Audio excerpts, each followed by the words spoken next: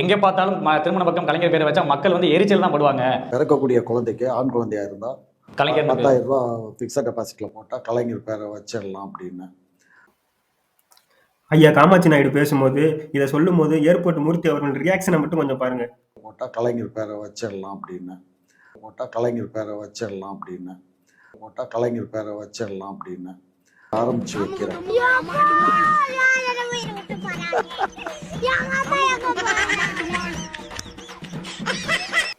தமிழகத்துல இனி பிறக்க போற குழந்தைங்களே ரொம்ப உஷாரா தான் இருக்கணும் போல. அவங்களுக்கே வந்து திமுக தலைவரோட பேர் கலைஞர்னு பேர் வச்சு விட்டுருவாங்க போல.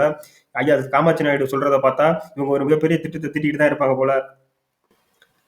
தமிழகத்துல பாத்தீங்கன்னா தமிழக அரசு இதே வேலையை தெரிஞ்சுக்கிட்டு இருக்கு. நூலகம், பள்ளிக்கூடம், தெருவு, குழந்தைங்க, இப்ப மாடு பிடிக்கிற மைதானம், இப்படின்னு எங்க பார்த்தாலும் தலைவர் கலைஞரோட பேரே வச்சுக்கிட்டு இருக்கிறதே தமிழக அரசுக்கு ஒரு வேலையா செஞ்சுட்டு இருக்கிறாங்க.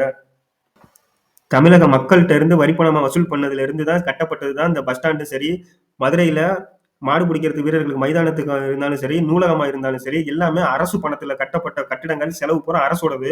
ஆனா பேரை பாத்தீங்கன்னா திமுகவோட தலைவரோட பேரை வைக்கிறது.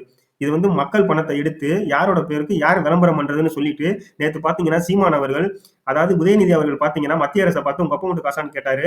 அதே கேள்வியை தான் இன்னைக்கு சீமான் அவர்கள் பாத்தீங்கன்னா இவ்வளவு கட்டடங்களுக்கு ஒருவரோட பேர் கலைஞரோட பேர் வைக்கிறீங்களே, இது உங்க அப்பா மட்டும் காசா அப்படின்னு வந்து கேட்கிறாரு. இதே மாதிரிதான் திமுக அரசு பாத்தீங்கன்னா கலைஞருக்கு வந்து கடற்கரையில பேனா சிலை வைக்கிறேன்னு சொல்லிட்டு கொஞ்ச நாளைக்கு முன்னாடி மிகப்பெரிய அளவுல பிரச்சனை பண்ணிட்டு இருந்தாங்க தமிழகத்துல.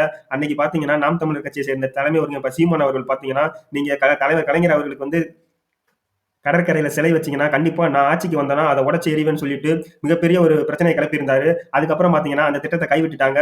அதுக்கு முக்கியமான காரணம் சீமான் அவர்கள் தான். அதே மாதிரி இன்னைக்கும் பாத்தீங்கன்னா தமிழக அரசையும் சரி மத்திய அரசையும் சரி கடுமையா ஏத்துக்கிட்டு வர்றது சீமான ஒரு ஆள் மட்டும்தான் தமிழகத்துல.